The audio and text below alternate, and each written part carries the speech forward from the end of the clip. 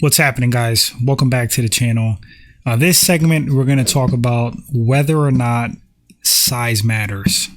This is still an MMA platform, by the way. Don't get funny. In regards to fighting, does size and strength matter? And I'm going to be completely honest. So for people that say that size doesn't matter, that it's the size of the fight in the dog, not the size of the dog. That's not entirely true. There's some truth to that, to be honest with you, but size and strength, absolutely 100%, they matter. But this is layered. This is very, very layered because skill and technique are super important as well.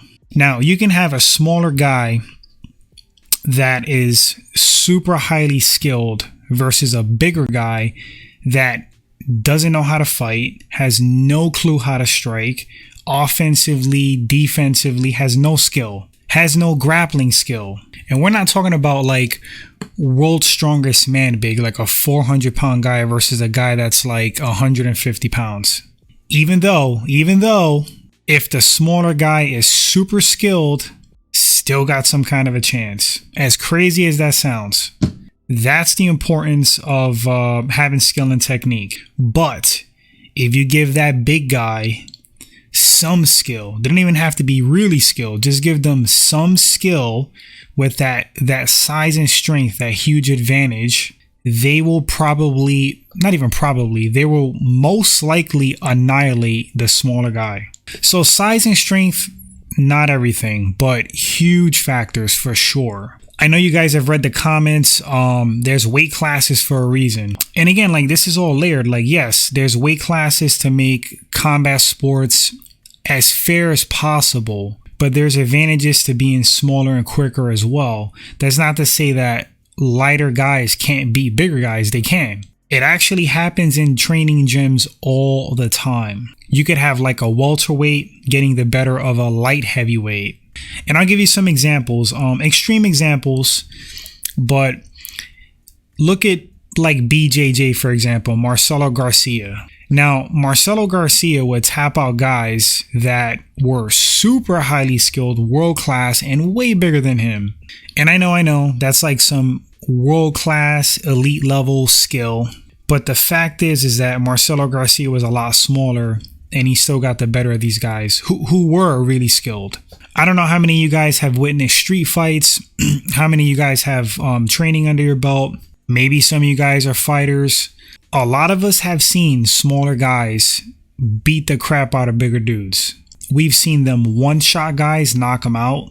We've seen them out-dog them, just cut through them like a Tasmanian devil. And it's a lot of factors. It's like how aggressive somebody is, if they have a lot of fight in them, a lot of heart, if they have some skill. Sometimes bigger guys get overwhelmed because they're not used to people actually standing up to them. When you're kind of like big and intimidating, a lot of guys will back down from you. So you don't really have to fight because most of the time your size and the intimidation factor, like, you kind of get your way with those things. But there's some guys that don't give a crap how big you are and they'll call your bluff and they'll fight you. And there's been some big guys who have been caught off guard, that their bluff has been called and they're forced to fight and they can't fight. So, you know, it goes both ways. I mean, being big and strong is their weapons. It's a weapon to be big and strong. But being skilled and having a lot of technique also makes you a weapon. So what would I put my money on? I mean, it's tough to say. Like I said, it's such a layered thing. It depends on the situation. You know, what's the size difference? What are the skill levels?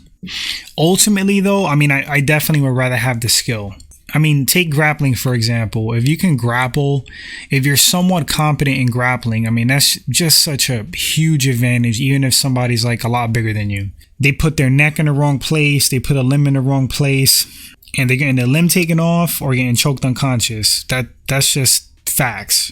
And when you can't grapple, it's like you don't even know what you're doing. You don't know how you're putting yourself in danger. You don't know what the person is doing to you. I actually personally think that it's better to be more competent in grappling than striking. For self-defense purposes, that's just my opinion. Some would disagree. If you could have both, even better. But you know, if I had kids or if somebody asked me like, hey, what's the best form of like self-defense? It's gonna be like Brazilian Jiu-Jitsu, wrestling. More so Brazilian Jiu-Jitsu. But back to the topic. So let's say you have Demetrius Mighty Mouse Johnson locked in a cage with Brock Lesnar. Who's coming out of that cage? I'll give you a hint. It's not Demetrius Johnson. And DJ is way more skilled than Brock. He's heads and shoulders more skilled than Brock. But there's such a massive size difference. And Brock Lesnar does have skill. So 99.9999% DJ is getting eaten inside of that cage. But take George St. Pierre and Vin Diesel or The Rock. Who would you have your money on? If you want to lose your money, bet against GSP. So again, like this is like super layered and it's really dependent on the size difference and skill level. But again, anybody that says size doesn't matter, that's not true at all. And anyone that says all that matters is size and strength, that's not true either. But those are my thoughts on this topic, guys. Of course, just my opinions. You guys let me know in the comment section, what do you think about this topic? And what would you rather have? Would you rather be like a super giant jack dude, super strong, or would you rather be like extremely skilled? Would love to read your thoughts, guys. Thanks for watching this segment. And until the next one, you guys take care.